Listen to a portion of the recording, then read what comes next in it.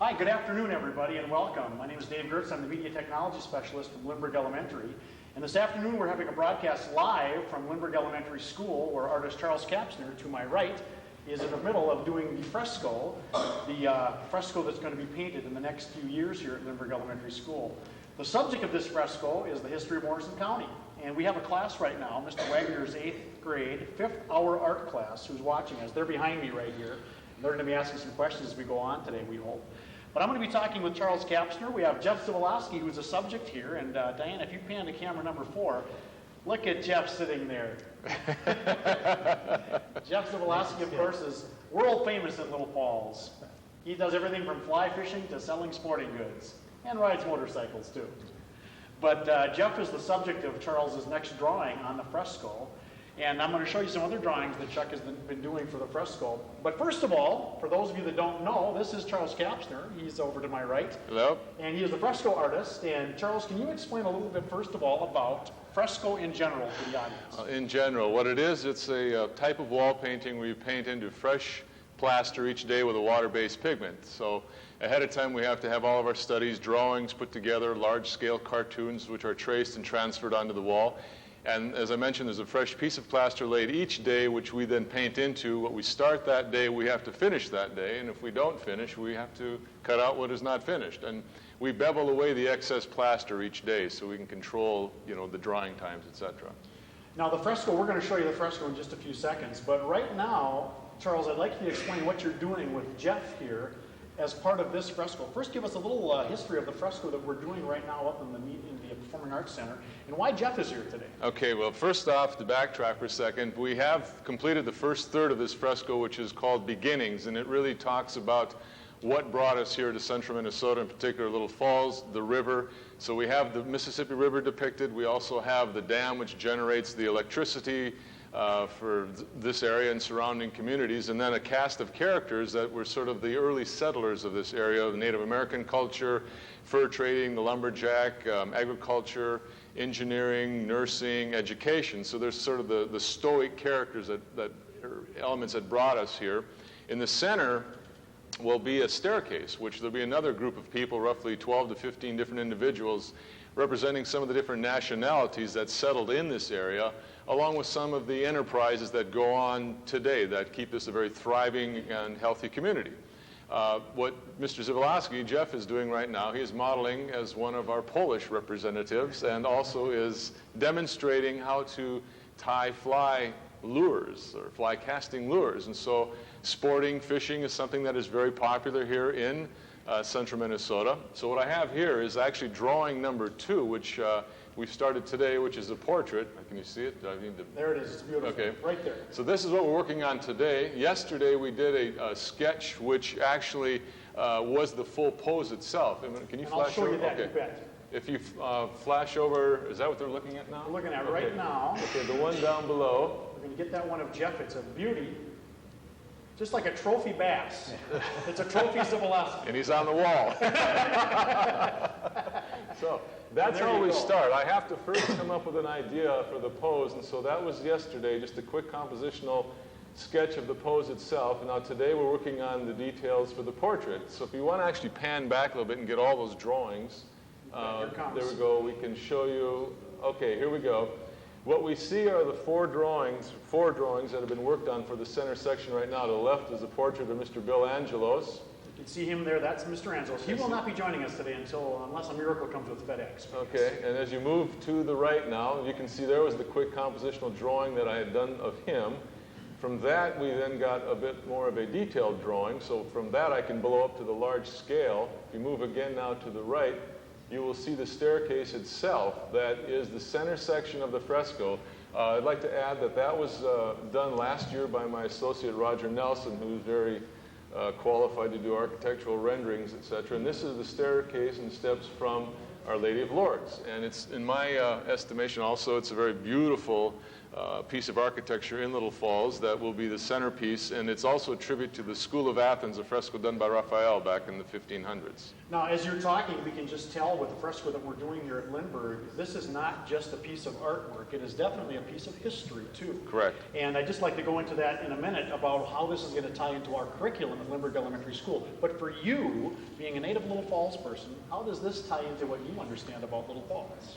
Well, actually, for myself, too, I'm learning a lot about my own community and background. Obviously, we had to do some research to know what was going to be put on the wall. Now, I must say that I'm here, first off, to create a work of art as an educational tool. So in doing so, I cannot depict every scene or every event that occurred in Little Falls or central Minnesota. So we have to take certain elements that are then portrayed, and the symbolic mention or presence of them, for instance, will tie into all of the stories. So if you tap into our website, you will, for instance, when it comes to the individual characters, like the river, for instance, there'll be a whole essay on the river, history of the river. There's also one on the city itself. So we'll be having a full photographic documentation and text on the city and all the different cast of characters that are in this fresco. Well, I tell you what, I see Mrs. Ratzloff over there in the corner trying to hide. I'm going to bring Mrs. Ratzloff up. I do want to say that Mr. Wagner from the middle school has been very gracious in donating class time to have you kids come and see this too. But Mrs. Ratzloff, come on over here for a second so we can explain what's going on with the curricular ties for the fresco. And come on this side. Ties. Well, Yes. It's nice to see some of my former students here. They were here, the kids that went to Lindbergh were here when the first fresco was painted. So it's really nice to see you back. And it's so great to have the middle school teachers bringing everybody back to see this. Wonderful. Now, can you tell us about the curricular ties to the fresco that we have here in the district, not just at Lindbergh Elementary? Right. Well, we've written a package for the graduation standards, preparatory standards, so that we can introduce kids to the art of fresco. And by doing that, we're just trying to teach them the steps in the technique, what's the difference between a fresco and a regular wall-painted mural. They get to see what it's like to actually have to paint on a piece of plaster. It's a lot different than painting on a drywall. And they just kind of find out the different parts of a fresco. We talk about the wall as the support. And then we learn about the cartoon, which Mr. Kapsner is working on right now, the sketches and all the preparatory planning and drawing from models and portraits, getting ready for the actual painting, and we call that part the color, when the actual color is put onto the wall. So we kind of do it in 3 stages like that, so that hopefully kids will understand what fresco is, and someday, if they get to travel and they go places where there are frescoes, they'll understand the art and appreciate it a lot more. One thing, too, that we did with the fresco here, this is a depiction of Morrison County history. The second graders did a program with Mrs. Dawson, the music teacher, Right. with the fresco as the basis for the program. And can you explain that a little bit? Sure. We've been using the subjects in the fresco as topics in social studies and in history, learning about our county. So, for instance, the second graders this year wrote songs about the railroad. They wrote songs about the lumberjacks. They wrote songs about the farmer, and they wrote songs about paddling your birch canoe down the river. And they were all inspired by the figures in the fresco. So this way, music is also one of the arts that kids can use to express what they've learned about the beginning of our county. And there you can see the figures on the fresco that Charles did last year. He finished most of the figures, and the next part that he's doing right now are the additional people that show the ethnicity of our community. Nancy, a couple other things. You've got something in your hands. Well, I did. I just thought this would be an opportunity to explain to you, and I think all the kids at the middle school will be getting these too, and people in the community need to understand that the frescoes at Lindbergh School have all been paid for by private donations and through grants, that we didn't spend 1 penny of tax money to pay for these frescoes. And we're getting to the point where we need to raise funds again now to do the middle part of the fresco. And I think this is a really cool idea. I think this is going to be a lot of fun. It's a fun way for people in the community to get involved and take some ownership on these beautiful pieces of art. And what we're going to do is make available 1 square foot of the fresco for a sponsorship. And that means you can sponsor 1 square foot for $25. And you can see all the square feet up here on the grid. Diana, look at that. It's in the camera. There's some squares on the camera. See that? Right. Right there. They're all 12-inch squares. And I think there are like 700, I don't know. There are a lot of square feet in this. I'm not sure exactly where it says. Well, if you multiply 18 by 41. Exactly.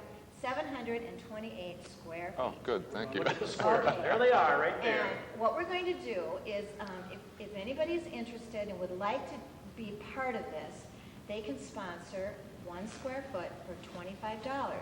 And their name will be on a plaque.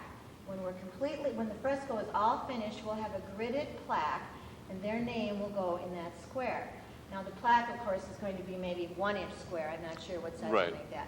But their name will go in that. And if a family would like to sponsor a block for each one of their children, or if you have a special person you'd like to sponsor a block for, you can do that, and you can have your name on the plaque. And then the other thing that I understand they're going to do is, when the fresco is all completed, the names of the people that are donating are going to be put on a list. And let's say if you are the 50th person on the list, you get to actually pick the square foot that you would like to sponsor. You'll get the 50th choice. So it's going to be kind of first come, first serve as far as what, maybe you would like to sponsor that part of the cloud, or part of Mr. Jacobson's nose, or Mr. Wagner, I'm sure, is going to sponsor his mug over there. That's how many hundreds of dollars is that? That's gotta be worth a lot. That's big time. Yeah. But, He's selling it off. yeah, He's going to make it. yeah. Selling it off. Right, right. So these are going to be in the Morrison County Record, and they're also going to be sent home from our schools, and we're going to be passing them out at some of our music concerts, and kids can bring them home. And anybody's interested, we'd love to see us reach the goal where all 728 are sponsored. Then this local money that we receive from people, even though it's $25, it means a lot, because it means that our community is backing this artwork. And then when we ask corporations and foundations for money, they see that they have the community's support, and then we can raise large amounts of money. Now, So, Charles, while you're here too, and while Nancy's here, this fresco is unique, as far as you know, in schools in Minnesota.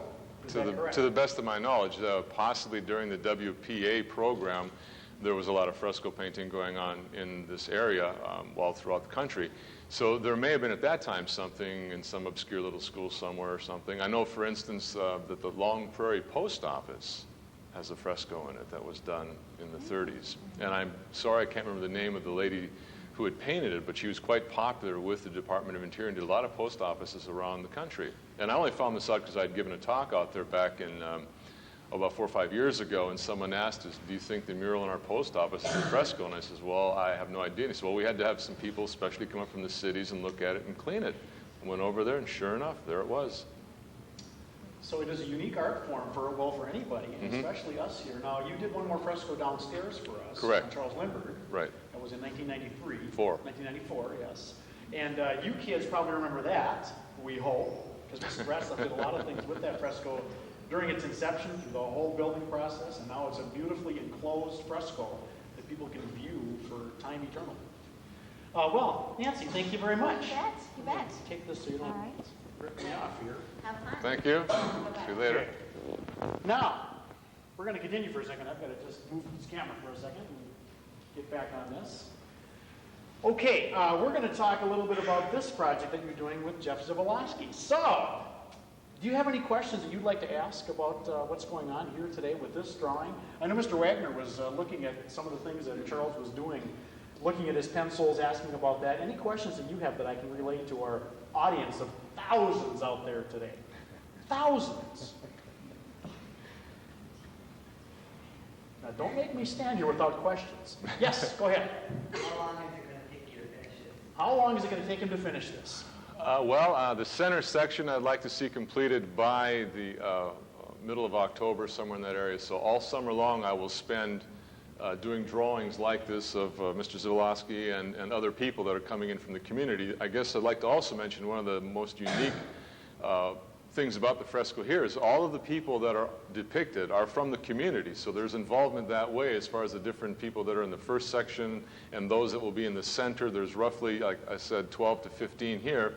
On the far left-hand side, which is not scheduled to be painted until next year, will be sort of a celebration of the arts. So there'll be like, painters, musicians, dancers, writers, whatnot. And again, people from the community and a large building that the fresco team will be painting. And on the side of that building will be a whole sort of architectural festa, so to speak, of all the more famous landscapes of central Minnesota. So, again, as I mentioned, we're trying to bring in as many different things as possible into this fresco. And then on the website, you can read more about all of the information. And our hopes eventually would be to have a book, which would probably, as we're looking at it now, be the hard copy, as I guess they refer to it, of the whole project or of the website, so people could come in, read all about Little Falls, see all of the great things there are to come here to see, visit in central Minnesota, where to bring those outside dollars in and spend in this community. In this community. That's right. We're really pushing for the tourist end of things also, in addition to educationally the impact that this is having on different people. And we have done last week we did 2 live remotes, interactive remotes, I might add, up to just north of Winnipeg. And of course, today we're doing live TV in town. And this fall, when we begin work, actual work itself, we will be doing live remotes around the country to some different connections that we're establishing right now in some colleges and other schools, so we can almost have a daily classroom situation that will be going out to other places. We're talking, this is at least a 3-year project, we know Correct. for sure. And this phase that you see, if you switch the camera over there, Diana, that phase was completed last spring.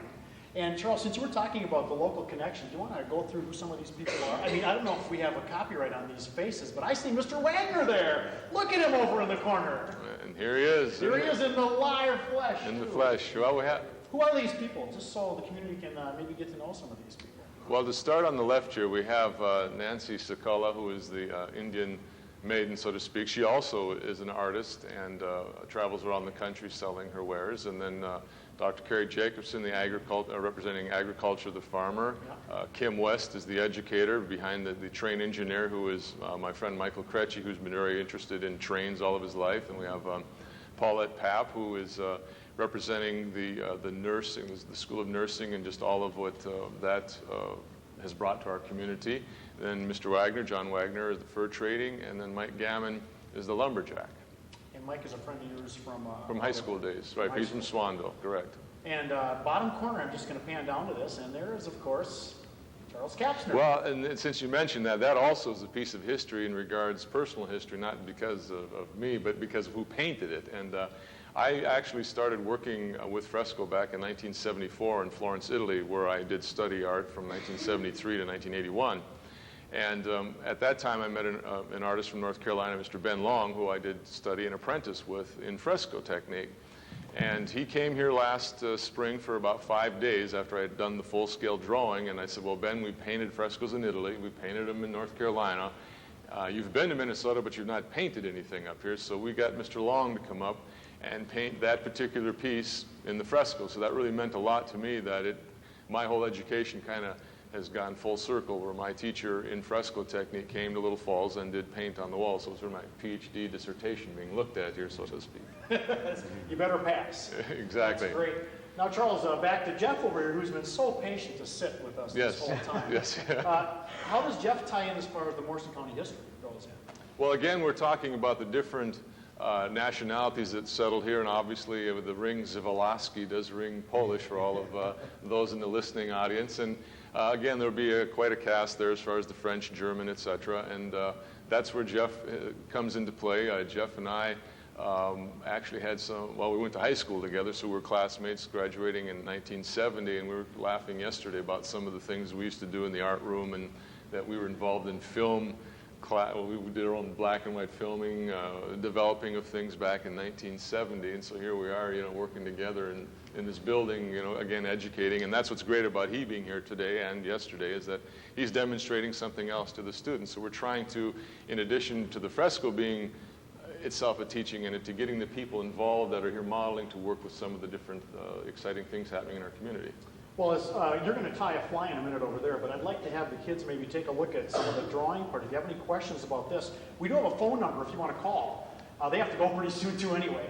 We have a phone number if you want to call in questions from home. It's 616-3275 if you have any questions to ask us about the Fresco of Charles, of Jeff, or anything.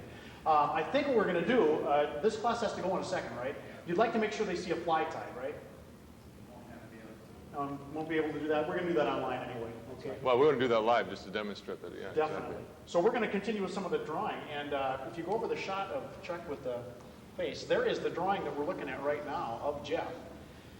And can you explain, I noticed a couple times the kids were watching last time and you're looking at your pencil and you're looking at Jeff. Why? Oh, when I Thanks, go like Mr. this? Wagner. Thank you, everybody. Have a good day. Oh, when I go like so? All right. What I'm doing is in drawing, especially like in portraiture or doing the human figure, there's a canon of proportion that we deal with. And basically the human figure is 7.5 heads high. So if you want to have everything in sync, you have to understand things like that. So what I'm doing when it comes to his portrait, there's certain breakdowns within the skull itself, where basically from the chin to like the middle of the eye is half the distance of the skull from, for instance, the chin to the bottom of the nose to here, those breaks it down in thirds, and of course you have to go across horizontally also. So I'm just making sure that everything is in sync, and it's always good with different poses just to check and correct yourself. And since this is more or less one of the final studies, I want to make sure there's a lot of accuracy. Even though this is a very small drawing, I want to make sure that I have the details there, so when I blow it up to the actual size, I have all the information here. And the one we saw on the wall, too, was just the sketch that just Correct. showed the pose Correct. overall. Correct. And those will have to be blown up to actual size. Now, I haven't decided what the actual size of all these figures are. They will not be as large as the ones on that side, obviously, because of the staircase itself. So the figures will diminish as they move back up the staircase, which will add a different sense of depth versus what we have right here. And then when we get onto the other side, they'll be even smaller yet as they're in the plaza, painting, dancing, doing whatever. So it'll be very exciting in that regard. We've gone from these very large figures and moving off into the distance here. It's great, and it's nice to tie in all of Little Falls in this, too, west side, east side. Well, absolutely. South Well, side. because we all are one community, and it's very important. I mean, the river does separate this side to the other, but yet it's the connecting point where so much industry over the last century and a half has happened on both sides. That's right. So, Well, we're going to have you draw for a little while, All and right. we're going to pan back and forth between Jeff and yourself. And okay. Jeff, while you're doing that sitting there, I'm just going to ask you a couple questions. Is it tough to sit still for a guy like you? Yes. Yes. This is a tough job. I look at him, he's just frozen in stone, so to speak. As we do the lime up on the wall, you're going to be frozen for posterity. And we hope it's going to be a good freeze. Yes. And as you can see Charles doing the painting, you can talk as you go along if you want, because you're adding a lot of detail to this drawing, too. Well, basically what I'm doing is I started it out with charcoal. So if you look at these lines right here, is it coming pretty clear? Yes. Yeah, okay. These lines, I start with a piece of vine charcoal, which is what I have in my hand right here to sort of rough in the areas I'm going to work with. And then I switch to these graphite pencils to begin with some of the final, the shading and the details. Now, this is not as detailed as, the real finished portrait work I do, but right now I'm just sort of gathering as much information in as short a period of time as possible. And then from this, I will go back to the studio and I'll do, like I mentioned earlier, the full-scale drawing called the cartoon. That will be very detailed because it will be from that I have to paint the fresco from, and that I do in a single day. So there's a fresh piece of plaster laid, and then I have to go from start to finish that day. And one thing we've noticed too, Diane, if you pan back to D, I'm just getting some shots of tape on the floor. Now, a custodian's nightmare is tape on the floor, but an artist's treasure is tape on the floor. Right. Why the tape?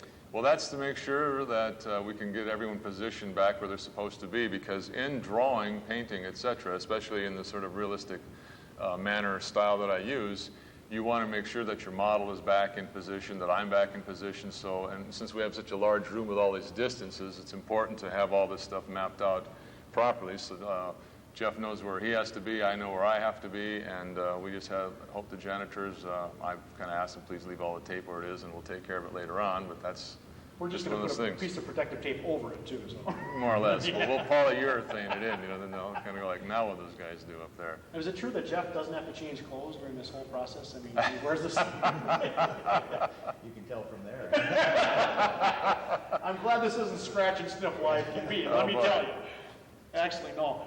Chuck, we've got Carl Kiefer here from Lindbergh Elementary. Oh, great. Carl, you want to come in here just a second? And come on this side.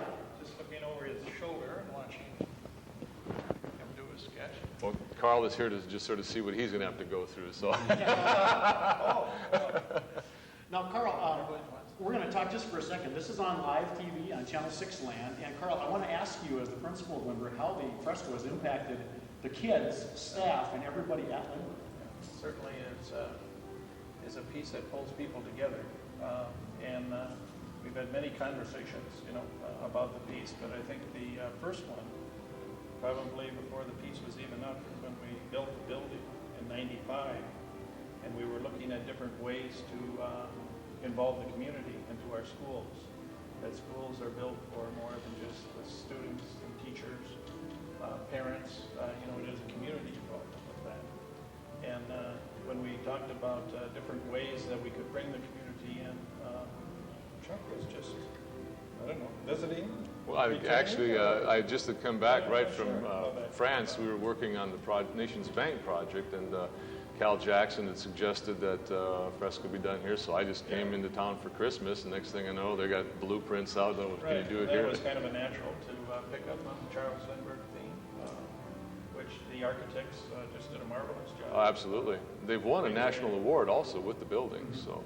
And the original fresco then of the Lindbergh fresco was just the beginning of a great new world that's going to be documented on this wall. It's hard to measure right now. I think the total impact certainly is an impact to watch you as you work, to have an artist, in our presence, that you are real. It isn't something that people can't touch with, come into contact with. I think the greatest tie, too, is Charles is a former Lindbergh student from long ago. Yes. And I think that's a great tie. So what a tribute to the community, Charles, that you're back and giving back to the community. Thank you. I think it's very important to work with education as much as possible, and I feel very proud and happy to be part of the system here. I think most people would wonder, though, what is this doing in the school as opposed to other buildings, right? Even though that we're real public, probably a bank, a courthouse, maybe churches, whatever. I think for us, what's really unique is the fact that we've been able to really use it as an educational tool, which is what you look back through the course of history. One of the things Fresco was used for was education, because during the Renaissance, a lot of people were not literate. So in churches, a lot of like the lives of the saints and things like that would be used, and also in telling the history of battle scenes and civic buildings. So it was used as a multifaceted educational tool back then, which, as we had talked a little bit earlier about the children's involvement here in that regard, learning about their background, and even me doing it, learning things about my own background, which I think is very valuable. And it just gives a great visual thing for the children, I think. And certainly, as well as we do as an artist to prepare for this, there's a lot of research and everything that has to go in. And I think that really was to the forefront when we did the Lindbergh fresco. Boy, I couldn't believe it when I had the opportunity to actually visit, Eastern Africa, Kenya, in terms of when Charles spent some time there. And so it really has a tendency to broaden itself very quickly.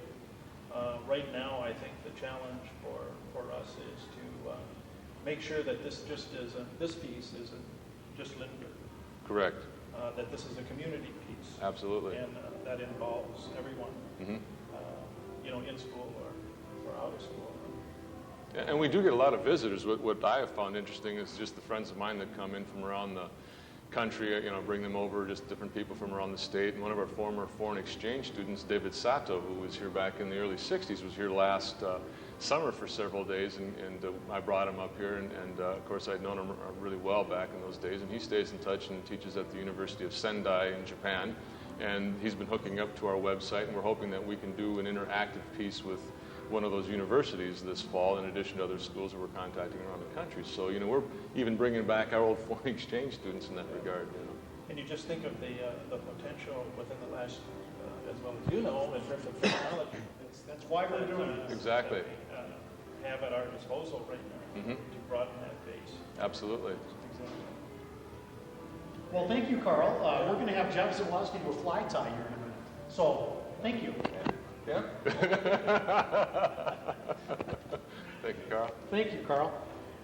As Carl was mentioning too, this is going to have worldwide implications. I'd like to give you a web address. It's www.buonfresco.com. And Mr. Bill Angelo, so unfortunately couldn't be with us today, is doing a beautiful job on the website documenting the fresco, not just for Little Falls, but for the world. And as Charles did say, people from overseas, Japan, have been contacting us about the fresco, the website, what's going on with it. Through the miracle of interactive television, we have had broadcasts to Canada, like Chuck mentioned, and we're going to do broadcasts as the fresco gets started next fall, right from here. So this will be an interactive classroom for hopefully the whole year. So, after that spiel, I think it's time for Mr. Zawadzki to show what he is here doing. yes, Jeff, I'm going to have you just amble over to your spot. And Jeff is an avid fisherman, avid sports person, politically correct term. Yes, we must do that. And Jeff, what are you doing over here? Okay, I wish the students were here because they went to the Mississippi River this morning and just took my aquarium net and made a few swipes, and there's some... This is right from the river this morning. Oh, good shot. We got a great shot. These two things here are caddisflies inside of they make their own cocoon. This particular caddisfly makes it out of leaves and sticks. I don't know how that's showing up on the... Showing up really Is it? well. Oh, okay. And so there's a little fly in there, a larva, he lives his underwater life inside that cocoon until he's ready to come out. And he comes to the surface and turns into a caddisfly where he lives out the adult life. I also have several little minnows. There's some mayfly nymphs. Here's one here. And we all know, if you've lived in Little Falls at all, how the mayfly hatch around the bridges Oh, in the yes. next few weeks. Well, that's when these little nymphs come to the surface and spread their wings. Oh, that's a nice shot. Great shot. Yep, that's the caddisfly. Now this ties into sport fishing. Right, the trout fishermen, trout are probably the most finicky of our fish for catching it. The fishermen call it matching the hatch. And some of the true fly fisher, trout fishermen will go to a stream, take a net, see what's going on in the stream at that particular time, and sit right at the bank and tie up a fly to match the hatch. Now, I don't do much trout fishing. I enjoy sunfishing, bass fishing, etc. So our sunfish aren't quite as particular. But we're going to tie a little fly called a gill getter, but in a much smaller form of fresco building. There is a recipe to tying flies too. You want to plan ahead where your thread is going to end up. You don't want to have your thread on this end when you want your feather at that end or whatever. In fisherman, Jeff. How long have you been tying flies? Well, I started many, many years ago. Had a real inexpensive fly tying vise. By the way, that's what this hook holder is. Okay. But there just wasn't a lot of information out there then like there is now. I got frustrated in trying to learn how to fly cast, which, if there was a book out, it wasn't very good at explaining. So I got frustrated and quit. Okay, that's the chenille that I just tied in. That's kind of like a pipe cleaner without a backbone. And here, this is a hackle feather. There's chickens genetically bred just for tying flies. Seriously. And these are called hackle feathers. So I just select one hackle feather out. And this part doesn't work well for fishing. It soaks up water, so we'll get rid of that. Now when you say match the catch, Match the hatch. match the hatch. Well, take dragonflies, for instance. They They'll live in the larval stage for anywhere from a year to 5 years underwater. And they're kind of the wolves of the larva, if you will. I've seen pictures of them actually eating small minnows. But dragonflies will hatch throughout most of the year. So a dragonfly larva would be good to use because they're probably a readily available food for the fish at most of the, at least summer season. Mayflies, we know that they hatch, and then probably in the next couple of weeks you'll start seeing them. And they're only going to be hatching for a little while. So in the stage of a mayfly hatching, for example,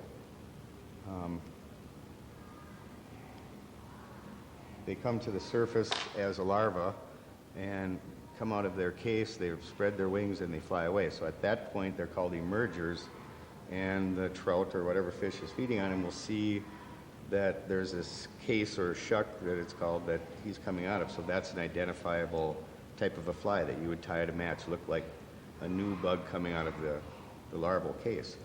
So then the adult mayfly spends they live a day or so, mate, and then the female will come and lay her eggs in the water. So there's another type of fly that you would tie. And then after their mating is done, they will die. So now you have a dead mayfly on the surface of the water, just floating. Mm-hmm. So that would be another food source. So there's 3 or 4 different flies that you could tie to just match that one particular insect. Now, the biggest question I would have right off the bat is, why is a fish going to go for a fly when they can get the real thing? By the real thing, what do we mean? The actual larvae or the egg or floater? Well, say in the mayfly case, they all hatch around the same time. They're mating. There isn't going to be many larvae left in the water. Mm-hmm. So in the trout's case, that trout is taking advantage of the most populated species at that particular instant. If that makes sense? It makes sense, yes. Okay. And I'm asking you that because we novice fishermen don't know. Okay, well, the luckily, experts like you just... Well, I don't... Be careful. Now, Charles, the reason you chose Jeff, besides being a friend, depicting this on the fresco, what a tie-in. Absolutely. Sports person, fisherman. Mm-hmm. The industry in Little Falls in the early days was a little bit of fishing, at least recreational, if nothing else. Mm-hmm. And I'm sure that was an important food source for some of the early settlers. Now, you were talking to the kids before about flies and their cost. You want to go through that just for a second? How much it costs? Do you sell these to people? Do you use them yourself? Would you sell them? I have sold some in the past. I enjoy the tying process. It's something I can do in the dead of winter and still have summer on my mind. And to me, it's rewarding catching a fish on a fly rod is exceptionally fun. It's rewarding to catch one on a fly rod, but to catch one on a fly that I've tied is even more fun. Wow. What I'm using here is some moose hair. Moose hair? Where's it? There we go, right there. Beautiful. This little patch. Everything is backwards here. And I had to comb in deer and moose hair. I don't know if this will show up either. Yeah, there's a little bit of fuzz there. I see that. That's an underfur. That's also acts as an insulator for the animal. Oh, yeah. But in the fly tying applications, it just absorbs water and it doesn't really add anything as far as action. So we comb that out first. Wow, I did not know that. I didn't know that moose have that little fur. Of course, I've never combed a moose before. Yeah, you want to be pretty careful with those guys. Okay. Well, what this moose hair is eventually going to emulate is a lot of the larvae. Now, it would be hard to tell on those caddis flies because they're in their little cocoon, but they have a wing case. We have another class of Mr. Wagner's here. This must be 6th hour, Mr. Wagner. Yes, it is. 6th hour. We're going to demonstrate some fly tying here with Mr. Jeff Civaleski. Come on up close. Right in the middle some shots. You guys go right around the side there. Tying up a fly called a gill getter. And just to backtrack a second, I don't know if you've told the other classes, of course, but the bowl you see in front of you is a fish catch of the day. Yep. Dinner. That's the fish dinner. I took a net on the Mississippi River this morning and netted just a few swipes, and that's the different Once again, I'm bugs gonna that were show in the that. water. There's the stuff that's in the water, right there. That's all from one morning on the Mississippi. You notice the Mississippi is pretty high right now, isn't it? Yeah, I was a little nervous about being able to find anything there, but they were there. They were there. And there's Mr. Zabolowski doing the great fly, right? Okay, there. you just came in, in building a fly, you have a certain recipe you have to go by start to finish. So I've tied in chenille, it's like a limp pipe cleaner, a piece of feather, tied on the legs, and this is moose hair. So now we're almost, and the rubber legs here. We're almost ready to, And the rubber legs are just like elastic or rubber band? like a rubber band. They're specially made for fly tying. Spandex? Spandex. Okay. So now that I have all the ingredients on there, now I can start forming the fly. And wrap the chenille. There we go.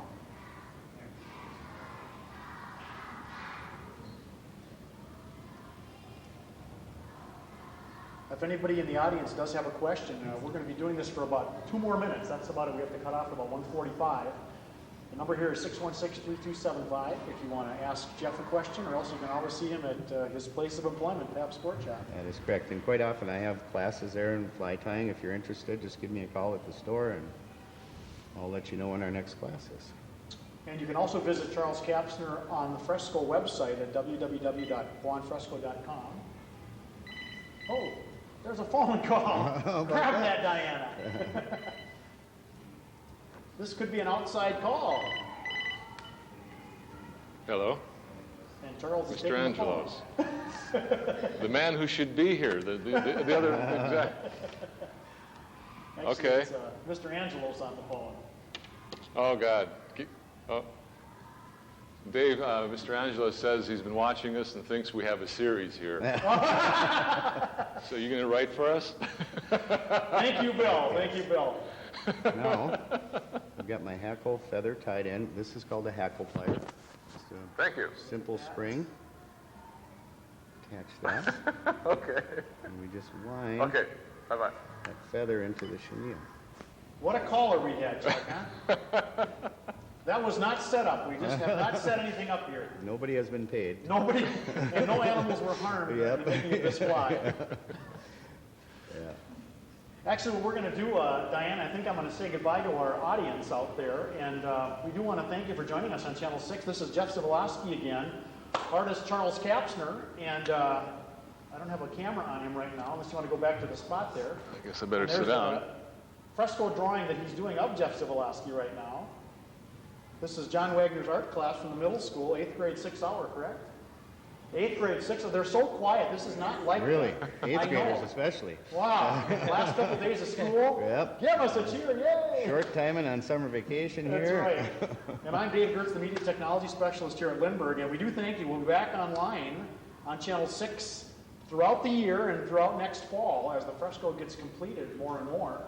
And we do want to thank you for joining us, and this is me from Lindbergh Elementary signing off, and we'll put it back to Jerry at the studio, and we'll see Channel 6 come on in just a second. Until that time, Jeff, you can keep talking. Okay.